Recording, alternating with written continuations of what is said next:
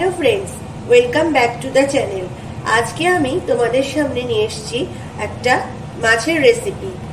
आज के आमी तुम्हादेर सामने एकटा मेथी माछ करे देखाबो। तार जोन्नो आमी एखाने निये नियेछि 6 पिस रुई माछ।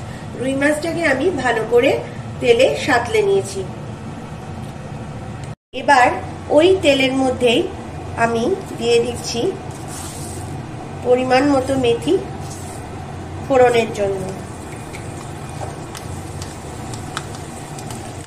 এবার আমি এর মধ্যে দিয়ে দিচ্ছি পেঁয়াজ বাটা। এই পেঁয়াজটাকে আমি খুব মিহি করে পেস্ট করে নিয়েছি, একদম ফাইন পেস্ট।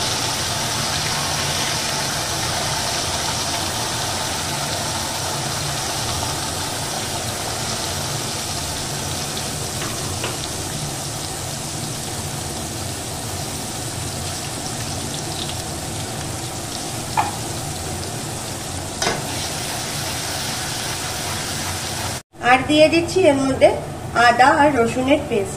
এবার আমি এখানে পেঁয়াজটাকে আর আদা রসুনের পেস্টটাকে ভালো করে তেলে কষিয়ে নেব। তো এখানে এটা মশলাটা আস্তে আস্তে কষানো হোক, আমি ততক্ষণ বানিয়ে নেব এটার জন্য আরেকটা মশলা। তো চলো তোমরা দেখে নাও আমি সেই মশলাটাকে কিভাবে বানাই। বাটির মধ্যে আমি নিয়ে নিয়েছি শুকনো লঙ্কার পেস্ট। এবার নিয়ে নেব আমি ধনে জিরের গুঁড়ো,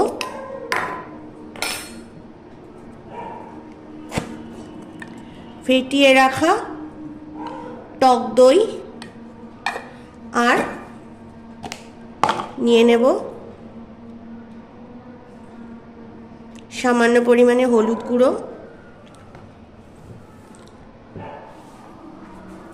পরিমাণ মতো নুন,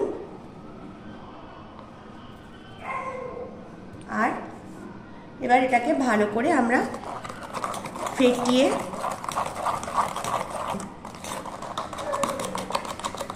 এটাকে খুব ভালো করে ফেটিয়ে আমরা এটাকে মিশিয়ে নেব। এবার এর মধ্যে আমি দিয়ে দিচ্ছি কয়েকটা থেঁতা করে নেওয়া এলাচ। এবার এটাকে আমি একটা জায়গায় ঢাকা দিয়ে রেখে দেব। তো আমাদের এখানে পেঁয়াজ কষানো কমপ্লিট। এবার আমি এর মধ্যে দিয়ে দিচ্ছি যে আমি মশলাটাকে ফেটিয়ে নিয়ে রেখেছিলাম, সেই ফেটানো টক দই দেওয়া মশলাটা। এবার আমি এটাকে একটু সামান্য নাড়াচাড়া করে মিশিয়ে নিয়ে এর মধ্যে আমি যে মাছগুলোকে সাঁতলে রেখেছিলাম সেই সাঁতলানো মাছগুলোকে এর মধ্যে আমি দিয়ে দেবো।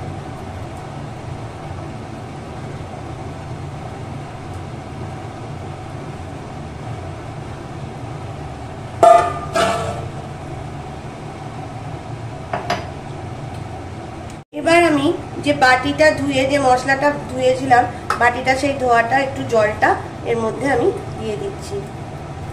যে বাটিটার মধ্যে আমি মশলা মাখিয়ে রেখেছিলাম সেই বাটিতে একটু পরিমাণে জল দিয়ে এবার আমি এটাকে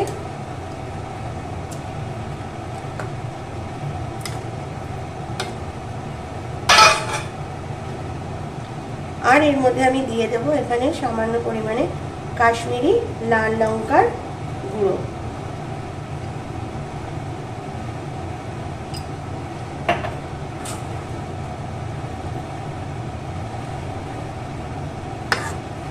আমি এখানে গ্যাসের ফ্লেমটাকে একটু হাইতে করে দিচ্ছি। এবার আমি এখানে দিয়ে দিচ্ছি কয়েকটা চেরা কাঁচা লঙ্কা।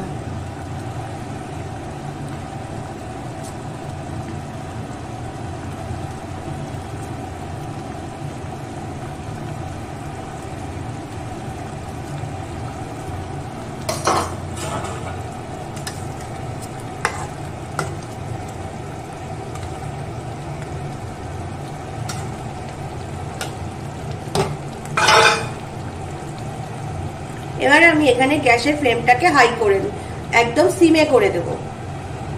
আমি এবার এটাকে কড়াইটাকে ঢাকা দিয়ে রান্নাটাকে হতে দেব। তো আমাদের এখানে রান্নাটা কিন্তু কমপ্লিট। এবার আমি এর মধ্যে দিয়ে দিচ্ছি একটুখানি ফ্রেশ ক্রিম। তবে এটা কিন্তু সম্পূর্ণ অপশনাল, তোমরা দিতেও পারো, স্কিপও করে যেতে পারো। আমার কাছে ছিল, আমি তাই এটাকে এর মধ্যে দিয়ে দিলাম।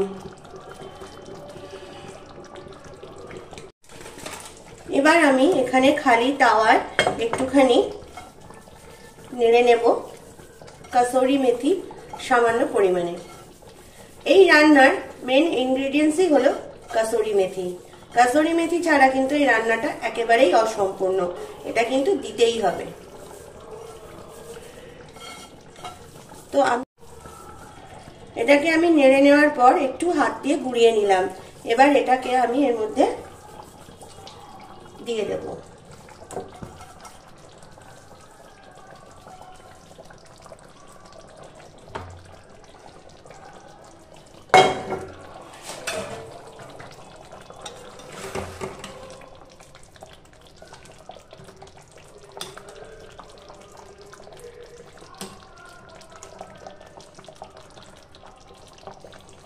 তো আজকে আমাদের মেথি মাছের রেসিপি একদম রেডি, গরম গরম সার্ভ করার জন্য।